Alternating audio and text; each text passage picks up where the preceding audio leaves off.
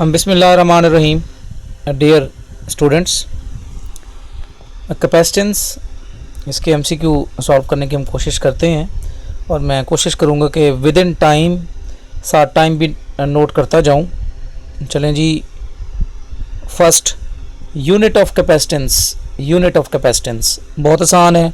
ये 3-4 फार्मूलाज हैं जो किसी न किसी वे से आपको याद रखने होंगे कैपेसिटेंस के। चलें, उसमें फर्स्ट फार्मूला है C equal to Q over V।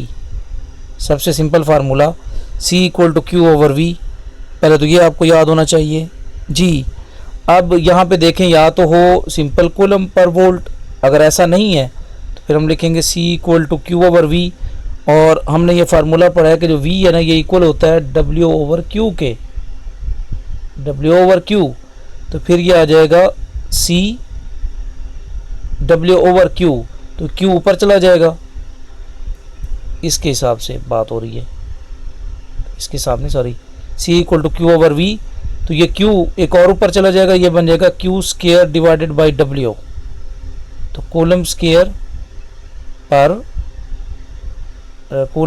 पर जूल जी, ये इसका आंसर है। देख लें आप, कूलम स्केयर पर जूल। ठीक है, तो इसको डिफरेंट वे से किया जा सकता है। या तो डायरेक्ट होता है ना कूलम पर वोल्ट, वो नहीं है तो फिर आप इसका मतलब है वोल्ट को उसने वर्क में कन्वर्ट किया। और ये फार्मूले आपको एक दूसरे के साथ कनेक्ट करना आते हो जी। नेक्स्ट सेकंड जो है ना, वो यहीं पे मौजूद है। Farad is the same unit of जी। अगेन फैरेड, ये वाला formula C equal to Q over V जी। ये फैरेड आ गया।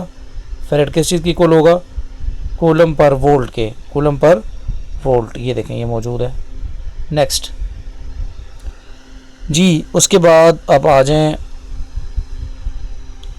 Third, capacitor C has charge. Capacitor C has charge, ये मैंने ना उसमें कंसेप्ट भी दिया हुआ है कि कैपेसिटर पे नेट, अगर यानी इधर ये पॉजिटिव प्लेट है और ये नेगेटिव है, तो इस पर कभी भी इस पर Q होगा चार्ज, इस पर माइनस Q होगा। नेट चार्ज ज़ीरो नहीं, क्योंकि ज़ीरो होगा फिर तो कोई पोटेंशियल नहीं होना चाहिए, आपसे वहाँ से कोई एनर्जी भी हासिल ना करें, वो तो मौजूद है। तो वहाँ मैंने डिटेल के साथ ये बताया। या इसका आंसर बनेगा Q कॉमा माइनस Q, या ऐसे होगा, या होगा सिंपली Q। इन दो में से कोई एक ऑप्शन हो सकती है।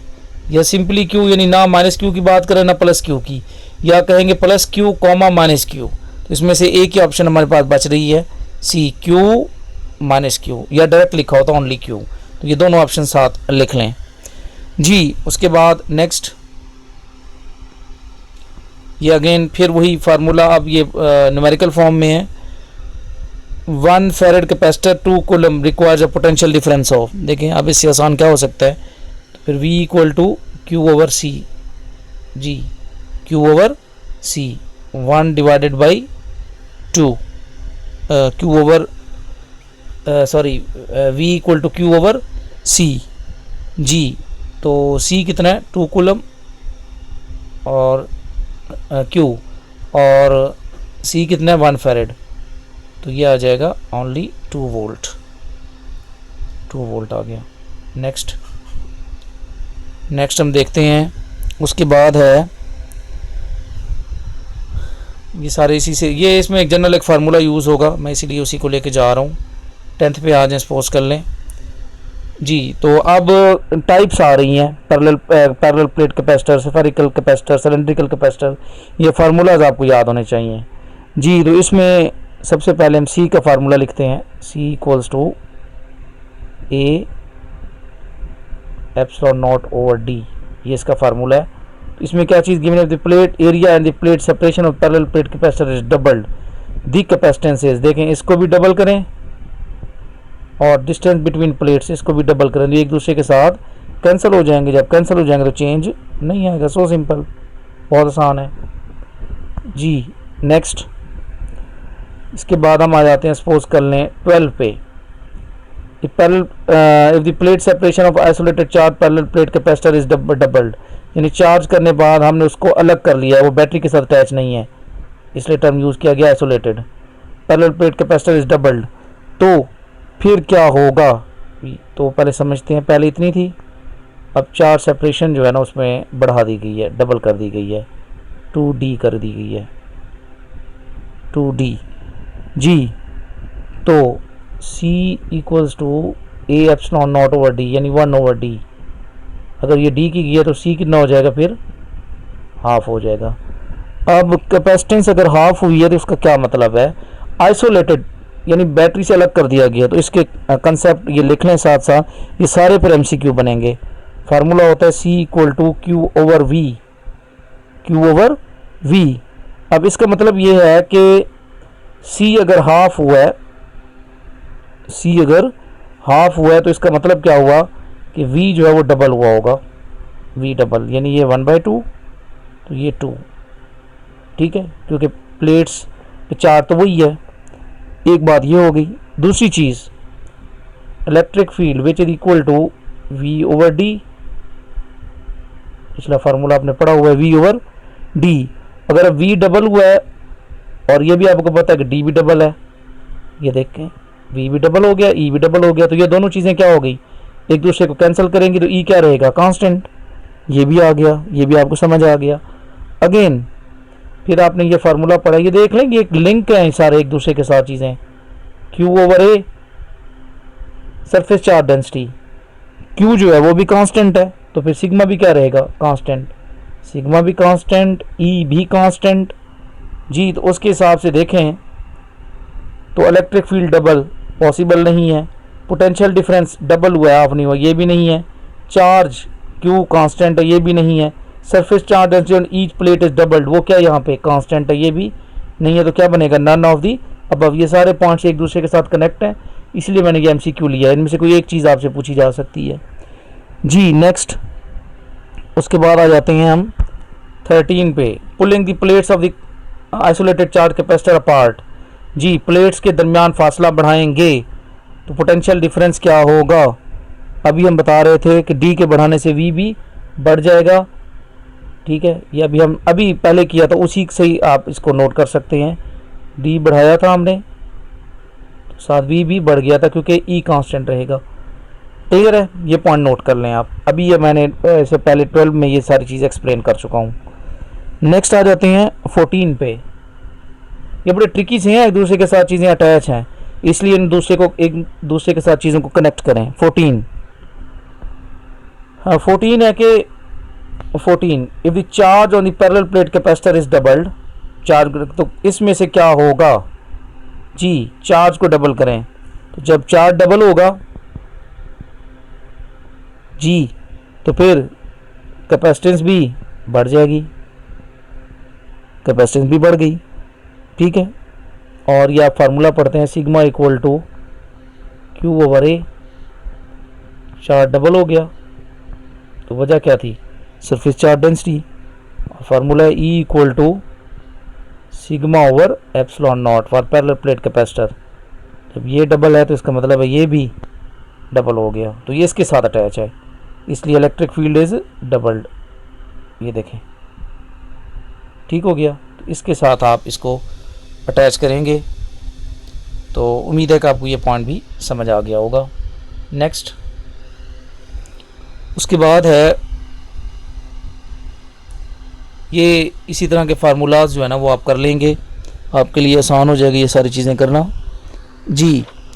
तो अब हम चलते हैं, सपोज कर लें कि ये फार्मूलाज जो है ना ये आपको सारे एक दूसरे के साथ कनेक्ट करने होंगे।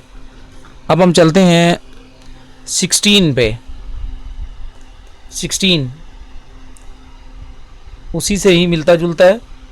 Parallel plate capacitor, area given है, डिस्टेंस बिटवीन प्लेट्स गिवन है। ये देखिए मार्क मैं कर रहा हूँ, आपने भी मार्क करना है जी।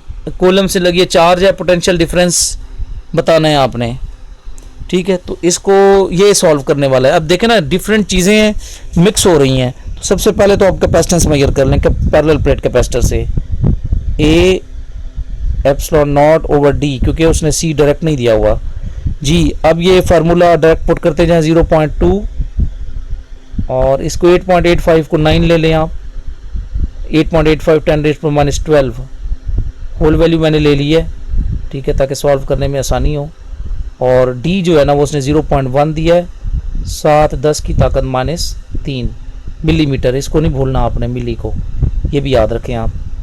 तो आपके पास जो आंसर आ जाएगा इसका वो ऑलमोस्ट 18 10 रेज़ पर माइनस 9, ये ऊपर जाके 18 10 रेज़ पर माइनस 9। ठीक है, इस पॉइंट से ये वाला पॉइंट कैंसिल हो जाएगा, तो इसको आप सॉल्व कर सकते हैं विदाउट कैलकुलेटर। जी, अब ये इसका आंसर आ गया। अब आपने मेजर करना है v, तो v का फार्मूला आपको आता है। ठीक है, बहुत जल्दी इसको जहन में लिया, v equal to Q over C. C equal to Q और v होता है ना, v equal to Q over C.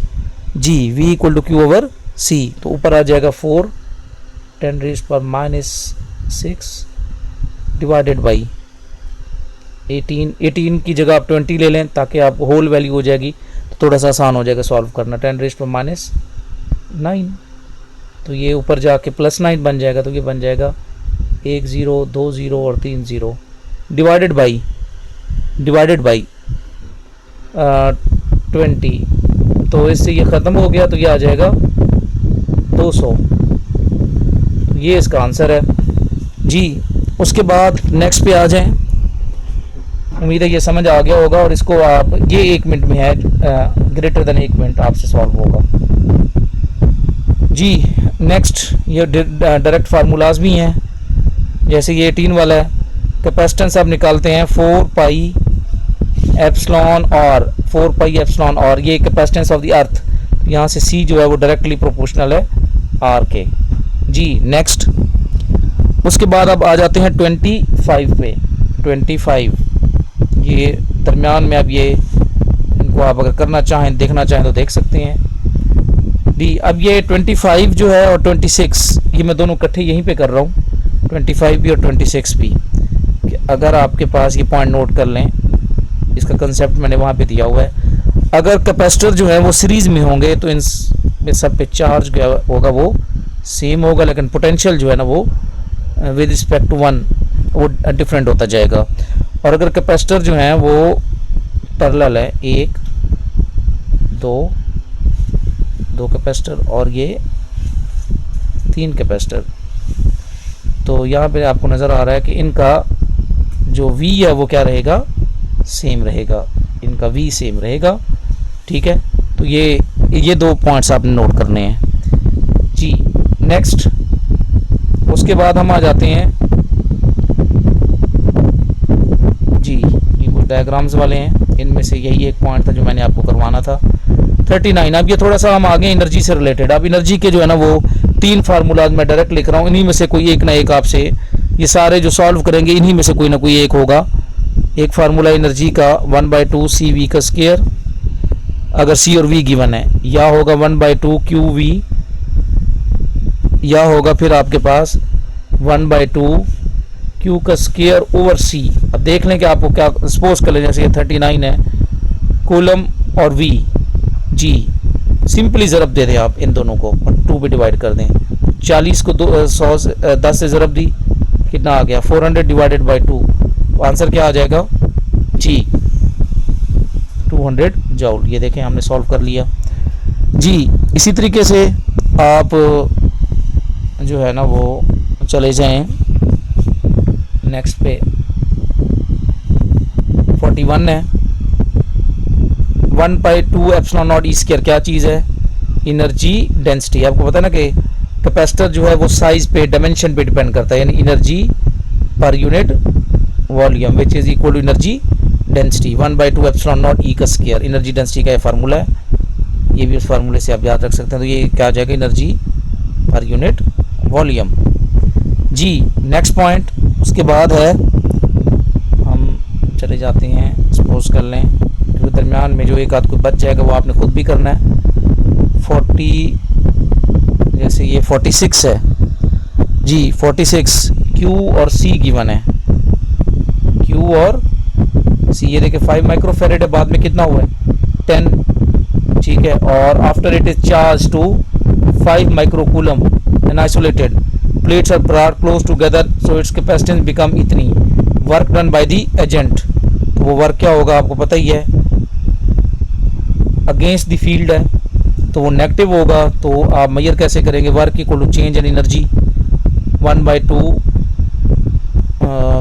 Q का स्क्वायर ओवर C, ठीक है। इस फार्मूले में अब C कितना है, पहले 5 था बाद में 10, तो डिफरेंस कितना आ गया 5 जो आप उस पर आया है, तो इसका मतलब है -1/2 Q का स्केयर 5 का स्केयर 25 और माइक्रो को भी स्केयर में लिखेंगे, यानी 2 दफ़ा माइक्रो लिखने या माइक्रो का भी स्केयर, तो यूनिट लिखने की ज़रूरत नहीं है। और नीचे आ जाएगा C 10 - 5 माइक्रोफेरेड।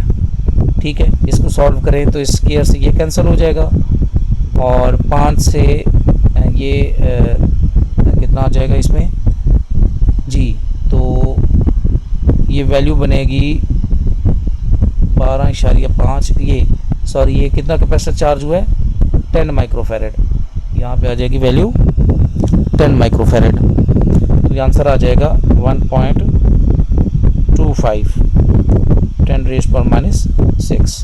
ठीक है, जो टोटल चार्ज हुआ है इसके हिसाब से आपने ये वैल्यू बतानी थी। फार्मूला मैंने आपको बता दिया जी। तो एक आध जो है ना वो हम डाइलेक्ट्रिक से रिलेटेड भी करेंगे, क्योंकि इससे रिलेटेड भी आपसे पूछा जा सकता है।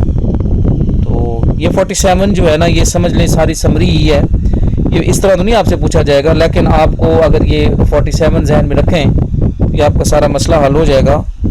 तो 47 में क्या है, dielectric is inserted between the plates of parallel plate capacitor while potential difference between the plates held constant by the battery। V को उन्होंने कांस्टेंट किया है खुद, and it is being inserted, तो क्या होगा, आपने इसके दरमियान में डाइलेक्ट्रिक लेके है प्लेट्स के दरमियान में। ठीक है, V कांस्टेंट है, अगर V कांस्टेंट है तो और कैपेसिटेंस फिर कैसे बढ़ेगी, जब डाइलेक्ट्रिक लेके आते हैं तो कैपेसिटेंस बढ़ती है, C = Q/V। ठीक है, तो इसका मतलब ये हुआ असल में सरफेस चार्ज डेंसिटी बढ़ी है, जब ये बढ़ी है तो Q भी बढ़ेगा, और जब Q बढ़ेगा और V कांस्टेंट है, तो अगर ये कांस्टेंट है तो फिर C भी बढ़ेगा। तो उम्मीद है ये सारे पॉइंट अगर आप नोट करें तो इस हिसाब से वो खुद कह रहा है कि capacitance and the charge on the positive plate increases but potential difference between the plates remain same. ये समरी नोट कर लें आप जी। उसके बाद डाइलेक्ट्रिक कांस्टेंट का ये फार्मूला होता है, डाइलेक्ट्रिक कांस्टेंट का ये देखें, डाइलेक्ट्रिक कांस्टेंट का फार्मूला होता है K = C medium over C vacuum, ये फार्मूला होता है। अब ये जैसे 48 है, ये देखें C वैक्यूम कितना है 1, ये नीचे 1 आ गया। Plate separation then doubled and wax dielectric is inserted और कैपेसिटेंस बिकम 2 पिकोफैरेड।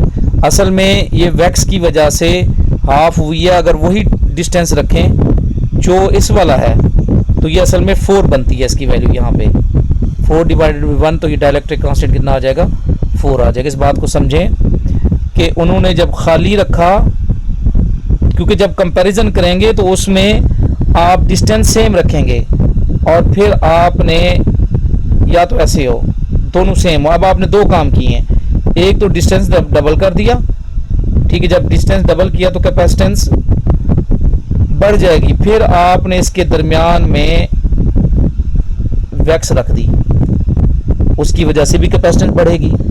तो असल में कैपेसिटेंस जो है डी के बढ़ने से कैपेसिटेंस कम हो जाएगी। तो यहां पे मैंने 4 क्यों लिखा है, क्योंकि इन दोनों की सेम रेशो रखनी है। तो D इसमें इतना है, इसमें D आपने डबल किया है। अगर वही D रखेंगे तो इसका मतलब है कैपेसिटेंस 4 है, 2 नहीं है। तो 4 थी, लेकिन क्योंकि D बढ़ाया आपने, जब D आप बढ़ाएंगे तो कैपेसिटेंस कम हो जाएगी, और वो 4 की वजह कितनी हो गई थी 2 हो गई थी। और अगर आप दोनों का सेम कंपैरिजन रखें, यानी ये C वैक्यूम है और उसी C वैक्यूम में डाइलेक्ट्रिक रखें तो ये C मीडियम होगा। तो C वैक्यूम में इसकी वैल्यू 1 है और C मीडियम में 4 है, 4 थी। अब आपने क्या किया, इसका डिस्टेंस जो है ना वो बढ़ा दिया अकॉर्डिंग टू द क्वेश्चन, और अब क्या हुआ है, अब इसकी वैल्यू कितनी हो गई है 2 पिकोफैरेड। तो दोनों को अगर कंपैरिजन में देखेंगे तो असल में इसकी वैल्यू कितनी थी 4 थी। तो ये रेशो जो है दोनों में सेम रख के आपने कैपेसिटेंस देखनी है C मीडियम। तो ये एक ट्रिक इसमें यूज़ की गई है। अदरवाइज अगर डिस्टेंस सेम हो तो फिर आप सिंपल रेशो ले लेंगे C medium over C vacuum. इन तमाम पॉइंट्स को भी आप नोट कर लें। तो ये कैपेसिटेंस से रिलेटेड जितने भी फार्मूलाज हैं, यानी एनर्जी से रिलेटेड, कैपेसिटेंस से रिलेटेड पैरेलल में, और उसमें क्या होता है, और आखिरी चीज़ जो डिफरेंट टाइप के कैपेसिटर हैं उनके फार्मूलाज याद हों, थोड़ा बहुत डाइलेक्ट्रिक का भी पता हो, तो उम्मीद है कि आप कैपेसिटेंस वाला जो पोर्शन है इसको कवर कर सकते हैं। ओके, अल्लाह हाफिज़।